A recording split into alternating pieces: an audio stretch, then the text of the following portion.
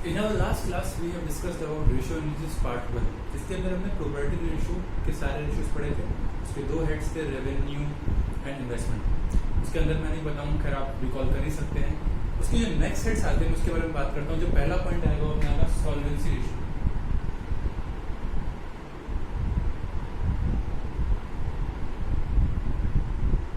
Solvency ratios बेटा, इसके अंदर हम लोग कैपिटल के डाइवर्जन की बात करते हैं। आपने कैपिटल कैसे डिवाइड कर रखा है उसकी बात करते हैं और उसको कंपेयर करते हैं।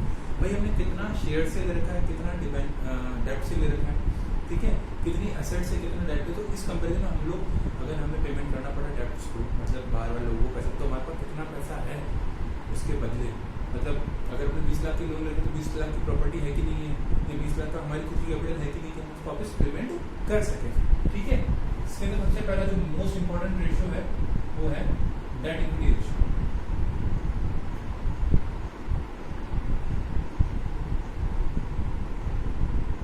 क्या है डेट इक्विटी रेशियो? बेटा ये बहुत इजी है। अगर आपको लायबिलिटी साइड याद हो तो अपने अंदर वापस सिर्फ कैपिटल थी, शेयर कैपिटल एंड ये reserve of equity share capital, preference share capital, reserve of share holders fund बोल देते हैं।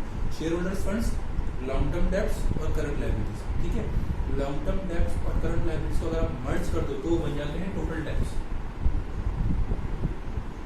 टोटल डेब्ट्स कैसे बने सर? भले शॉर्ट टर्म हो भले लॉन्ग टर्म, तो बाहर का जो भी पैसा है उससे निकाल रहा हूँ, मतलब लॉन्ग टर्म डेब्ट्स और शॉर्ट टर्म डेब्ट्स। और नीचे क्या ले रहा हूँ, जो बाकी बचा हुआ हिस्सा है जो कि है शेयर होल्डर्स फंड।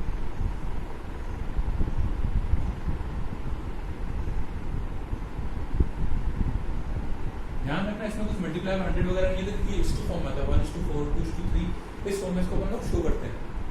अगर मैं बात करता हूँ इसकी शेयर होल्डर्स फंड को अपन और क्या कह सकते हैं, हम इसको कह सकते हैं नेटवर्थ। क्या कह सकते हैं?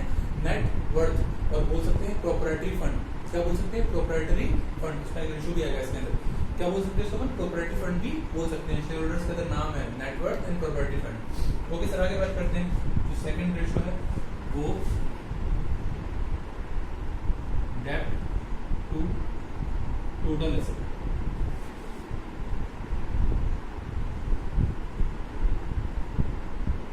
डेब्ट to total asset ratio. Sir ये क्या होता है? कुछ नहीं करना है, इसको हमको टोटल डेब्ट को किससे कंपेयर करना है? Total assets.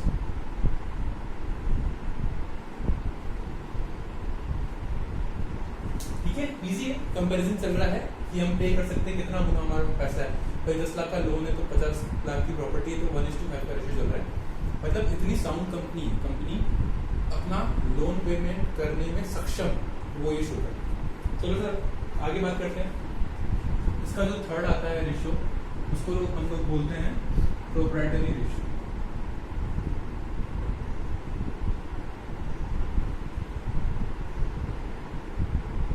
Proprietary ratio sir इसके अंदर कुछ नहीं है। जैसे यहाँ पे एसेट्स को कंपेयर किया डेब्ट से, अब हम लोग शेयर होल्डर्स फंड को कंपेयर करेंगे एसेट्स।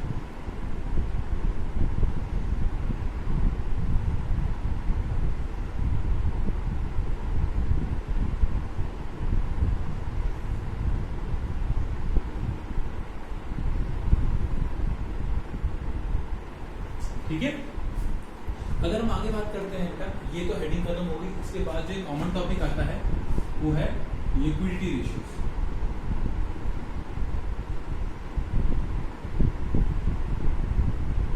हमने इस वाले टॉपिक में सॉल्वेंसी में बात करी थी किस चीज की? सर हम लोग लॉन्ग टर्म में पेमेंट करने में सक्षम है कि नहीं है। लिक्विडिटी शो करता है सर आप शॉर्ट टर्म में पेमेंट करने में सक्षम है कि नहीं है। कल अगर कोई पर्सन पैसा मांगने आया था तो आपके पास हैंड इतनी कैश है क्या, या ऐसा कोई आइटम जो कि कैश में कन्वर्ट हम लोग कर सकते हैं। तो सर इसके अंदर दो मेन रेशियोज आते हैं, जो कि फर्स्ट आता है current ratio, that is current assets upon current liabilities. भाई हमको जो चुकाना है और हमारे पास जितना पड़ा है, ठीक है। करंट एसेट्स के अंदर वो सारी एसेट्स आती है जिनकी लाइफ या जिनके मैच्योरिटी 1 ईयर के अंदर अंदर आती है। हमारे शॉर्ट टर्म इन्वेस्टमेंट्स, हमारा स्टॉक, ठीक है, हमारे डेटर्स, कैश, बैंक, ये सारी चीजें किसके अंदर आती है? हमारे प्रीपेड एक्सपेंसेस, वो सारे करंट एसेट्स के अंदर आती है। सर हमको तो इससे भी फास्ट पेमेंट करना है।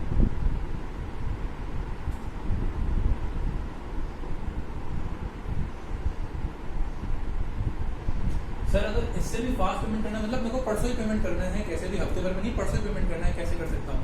अब मैं परसों तक मैं सारा माल बेच नहीं सकता, मेरे को पैसा तो मिलना है नहीं, ठीक है। तो कुछ नहीं करना है। अब यहाँ हम लोग कंपेयर करेंगे क्विक एसेट्स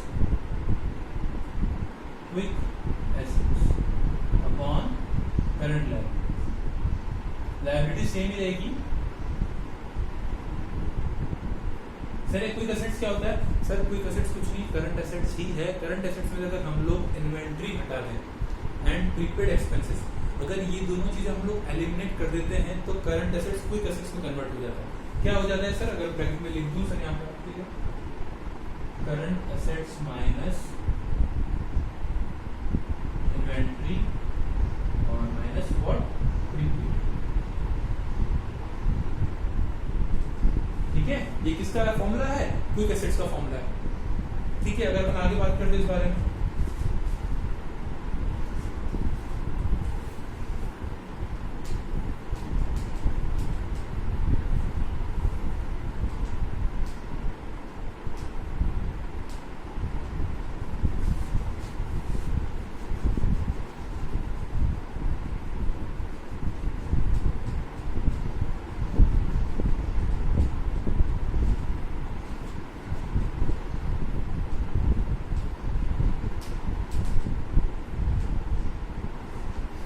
ओके सर, अगर हम आगे बात करते हैं इसके अंदर, तो जो नेक्स्ट हेडिंग आती है वो है टर्नओवर रेशियो।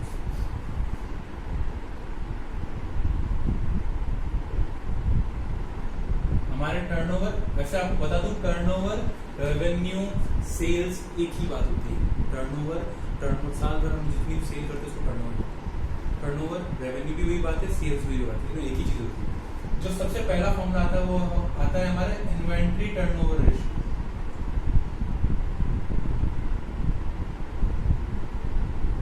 सर क्या मतलब है इसका?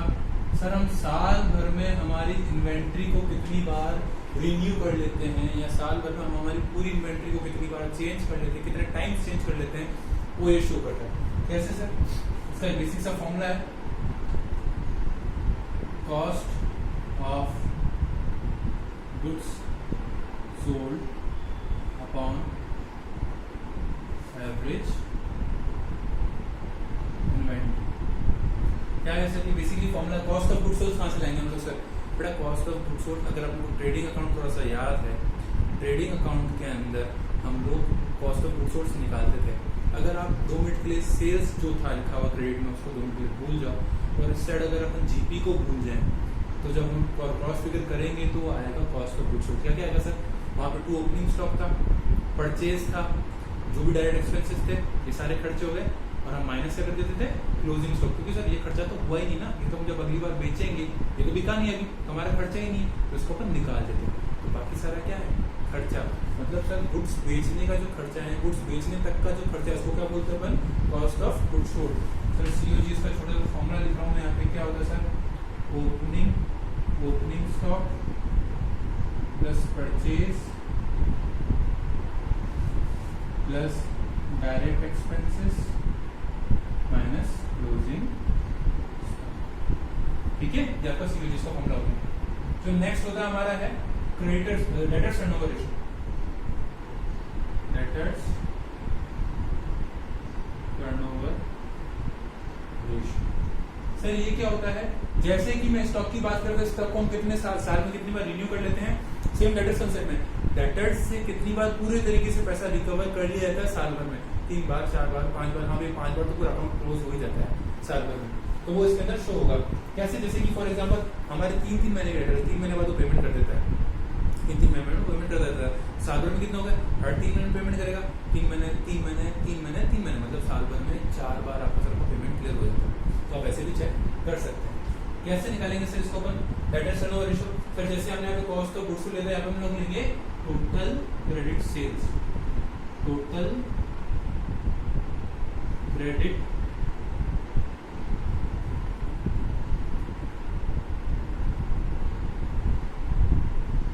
सर डेटर्स क्या होता है? पहले आपको मैं थोड़ा सा क्लियर कर दूं। जब भी हम किसी को माल उधारी में बेचते हैं जब भी हम किसी को माल उधारी में बेचते हैं तो जिसने हमसे परचेज किया है वो बन गया हमारा डेटर, और उसके लिए हम बन गए उसके क्रेडिटर। जैसे कि हम किसी से माल परचेज करते हैं उधारी पे, तो अब हम हमारी नजरों में वो कौन है? अगर मैं मेरी बात करूं, मैंने किसी से 10,000 का माल लिया, पैसा नहीं लिया है, मेरे लिए वो क्रेडिटर है, मेरे को उसको माल पैसा चुकाना बाकी है। उसकी नजरों में मैं क्या हूँ? उसकी नजरों में सिर्फ भाई इससे पैसा आने वाला, तो ये उसका क्या हो गया? डेटर्स। ठीक है, तो सर डेटर्स बनते कैसे हैं? डेटर्स तब बनते हैं जब आप किसी को माल देते हो, पैसा एंड पे नहीं देते हो, बाद में निकले बोलते हो। तो कैसे बनते हैं? क्रेडिट सेल्स से। जब मैंने किसी को क्रेडिट में माल बेचा तो credit, total credit sales upon क्या सर? जैसे हम यहाँ पे एवरेज इन्वेंट्री लेते हैं तो क्या लेंगे? Average debtors. सर ये एवरेज कैसे निकालेंगे? सर आपको क्वेश्चन के अंदर स्पेसिफिकली गिवन होगा opening and closing figure. Opening inventory, closing inventory given होगा आपको, opening plus closing divide by 2 करना है, आपको एवरेज आ जाएगा। सेम डेटर्स के केस में आपको opening debtors, closing debtors given होंगे, opening plus closing divide by 2 करना है, आपका एवरेज डेटर्स आ जाएगा। वैसे अपना एक थर्ड पॉइंट आता है क्रेडिटर्स टर्नओवर रेशियो।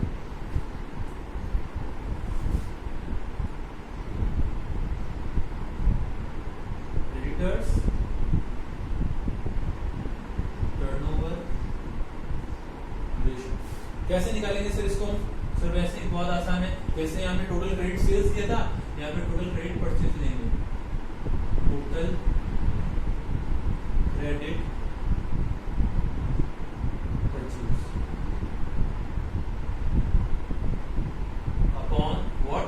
सर यहाँ पे हमने एवरेज डेटर्स लिया था, क्योंकि डेटर्स टर्नओवर रेशियो था, हम यहाँ पे क्या लेंगे? एवरेज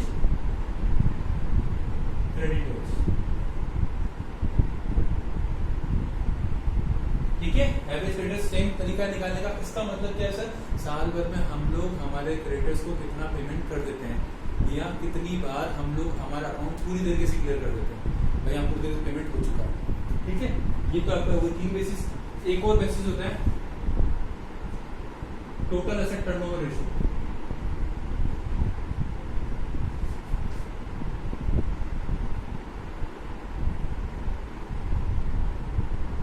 क्या होता है बेटा? ये टोटल एसेट टर्नओवर रेशियो। बेटा यहाँ पे भी मल्टीप्लाई बाय 100 वगैरह कुछ नहीं हुआ, क्योंकि टाइम्स के अंदर आता है। किसके अंदर आता है? टाइम्स के अंदर आता है। 4 टाइम्स, 6 टाइम्स, 10 टाइम्स ऐसा आता है। ठीक है, तो सर कैसे निकालेंगे total asset turnover ratio? Total asset turnover ratio निकालेंगे, सिंपल सा फॉर्मूला है सर, आपको क्या करना है? Net sales upon total assets. हमारी एसेट्स को हम कंपेयर कर रहे हैं हमारी नेट सेल्स से, या तो प्रॉफिटेबिलिटी रेशियो में अपने क्या किया था? प्रॉफिट से कंपेयर किया था। ठीक है, चलो सर आगे बात करते हैं। Fifth, total asset turnover ratio हो गया। एक होता है fixed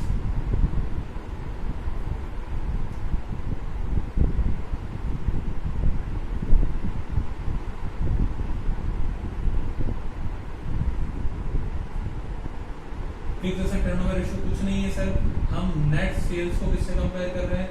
sales by default net ही मानी जाती है। अगर नेट नहीं गिवन हो तो आपको नेट ही मानना है। क्वेश्चन के अंदर सिर्फ सेल्स लिखा हुआ है तो आपको नेट ही मानेंगे। ठीक है, रिटर्न का मतलब अगर कई क्वेश्चन में रिटर्न भी गिवन हो तो फिर रिटर्न आपको माइनस करना पड़ेगा upon fixed assets.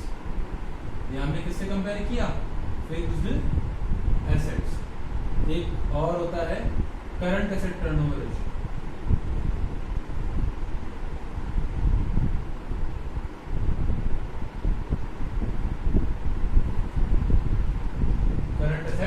Turnover ratio. Sir इसके अंदर कैसे निकालेंगे? सिंपल है सर, जैसे हर बार कर रहे हैं वैसे ही करेंगे, net sales upon current assets.